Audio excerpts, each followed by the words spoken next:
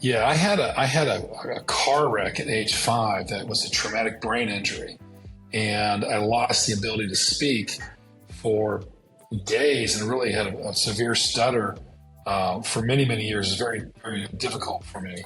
And I went to see a speech therapist in 1972 when I was 5. In my mind's eye, my legs are hanging off the chair.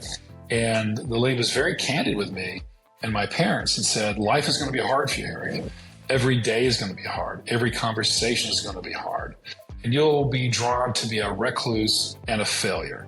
And if you choose not to engage and push through, you'll be a failure in life and a recluse and very shy. However, if you view every day as a challenge and every conversation as something you need to push yourself to do, and you do things that encourage you to communicate, then you'll have so many challenges in life that the normal challenges of life will seem like stepping stones. And you'll be able to climb and achieve great heights, oftentimes more than many other people, because you will have had to work to get there. And I was like, wow. So to my parents' credit, when I was there, they didn't say, oh, quack, let's get out of here. They know what they're talking about. They're like, well, that sounds like a challenge. Let's get started today. So that's what happened. And that day, it was that day or the next day, I set up a lemonade stand to sell. And I stutter. And when you stutter, E's are hard, F's are hard, and W's are hard. When you're Erik Weir with 50-cent lemonade, it's a disaster. So I had a sign up, lemonade for sale, and people would always ask, and I'd point to the sign, and they would say, well, how much is it? Always ask a second time. It was terrible. How much is it? I'd point, how much is it? And I'm like, it's 50 cents.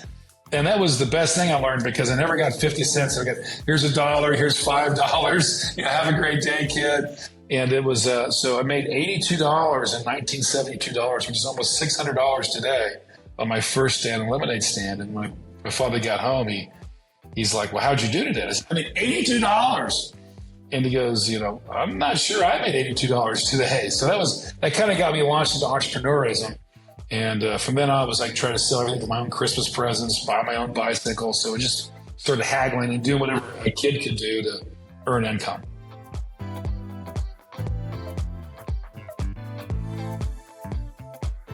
Probably the biggest thing is give yourself permission to dream. If you knew you couldn't fail, what would you do? And almost every time people stop, like, I can't fail. I don't have the money. Stop. I'm not saying it. If you knew you couldn't fail, what could you do? And it takes a number of times to really get your mind to think like that. Well, I don't have the education, or I don't live on the right side of town, or I don't know the right. Stop. If you couldn't fail, what would you do? And what that does, it gives you permission to dream in a new way. It's been my personal experience and that of others. If I have a clear enough focus of where I want to go, what I want to accomplish, that focus and clarity will attract people with the right education, people with the capital, people with the know-how to get there. Try to separate the problem-solving portion immediately, like I don't have this, I don't have that. And try to get a dream first, and then work your way backward and put legs under your dreams. So that's an important part of the book. And then making progressive changes. And then just how do you make change? You can start doing something new you've never done before. You can stop doing something you're currently doing. Do more of something you're currently doing, or less of something. And it's so simple. There's only 4 ways that I know to make change. And, give yourself permission to make change, permission to fail, and permission to start over and make adjustments. So I think most people really beat themselves up over failure. But in the book I mentioned, Michael Jordan, there's no one's ever missed more three-pointers than him in the history of the basketball. No one's ever missed more game-ending shots. No one's missed more from the free throw line. However, he's viewed widely as one of the top, if not the top, basketball player in history because he kept going. And he says, I fail more than others, thus I succeed more than others. And I think that's the perspective, is that there is no success without setback. I went to meet a friend of mine, and I was at Merrill Lynch, and he was an airline pilot, and he asked me I'm trying to say, hey, I'd love to manage your money, I'd love to do a financial plan for you. Oh, sure, I'll spend time with you. Great.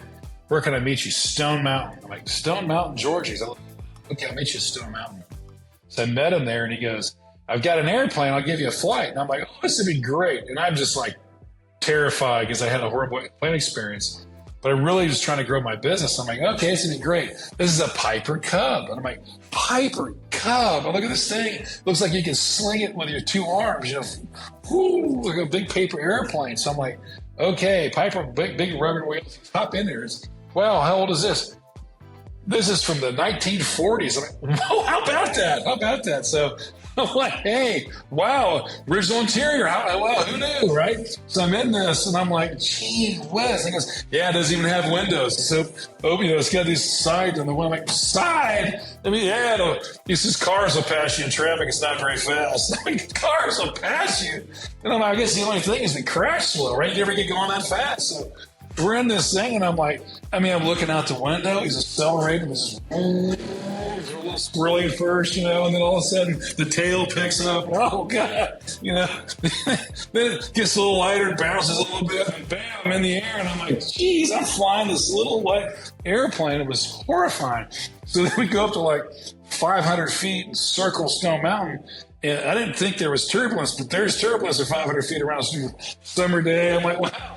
How are you having a good time? Oh, this is great. This is fun.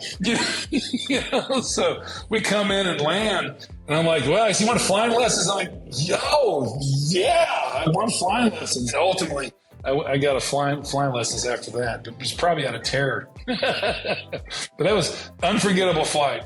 Yeah.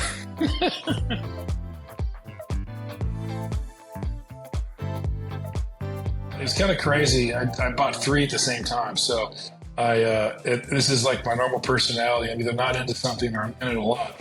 So I understood. I went to flight school, and I'm like, I'm paying like $125 an hour to fly this old junker airplane. He goes, yeah. I started thinking, how much does this plane cost? He told me it's $85,000. Like, If you had a new plane, would people fly that over an old plane? I think they would. How many hours would they fly a month? Oh, we could probably rent this out 100, 140, 50 hours a month. I'm like, Would they pay more for a new plane? Yes, they would pay more. How much more? Like $20. Like, get my calculator out, like 150 times 140. I can buy the plane for $170,000. I can write it all off in 1 year. If I finance, I'll have a payment. And I'm like, this is going to work. How would you like new airplanes for your students to fly? He goes, that'd be great. Would you do that? I'm like, yeah. So I bought 2 for the flight school, and they were busy. And the flight instructor, the guy who sold me the Cessnas, was just late. He's never sold 3 planes in one day. And I'm like, well, I'd like to buy one for myself. And the guy's like, this just keeps getting better, right? He goes, well, how big's your family? And I said, well, I just had my got 1 son, 1 on the way. So he goes, oh, you gotta have more kids? Probably. You need a 206. So I bought 2 172s and a 206 on the same day, and took delivery of them over at different periods of time, and picked them up in Independence, Kansas, is where they make them. And I flew them to San Jose, California. When we get them, I flew the next one to San Jose. And then I had kept my plane at that time in Concord, California. So then I flew so I got a nice cross-country experience as well.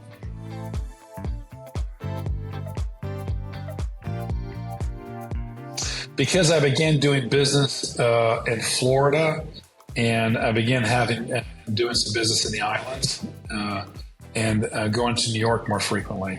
So my mission changed to longer flights, and I was flying with more people. So sometimes I'd have 5 or 6 people with me on a longer flight, and that was a plane that could get me where I wanted to go above the weather. And once you go past 300 miles, the cost per mile is not that different than the King Air, and sometimes a little cheaper. So my missions became longer. I just needed a faster, more capable airplane. Now I'm at the point where I'm kind of some of those things that were taking me to those places are winding down. So I'm going to go back to a plane that I can fly by myself that might be better with a 250 to 500 mile range. So I may go back to the King Air or back to like a Cirrus jet, because I've kind of gotten accustomed to the speed of a jet and to the performance of a jet. So if I can end up with a Diamond or a Cessna Mustang is an interesting solution. So these are all the ones I'm looking at currently to see what would fit the most.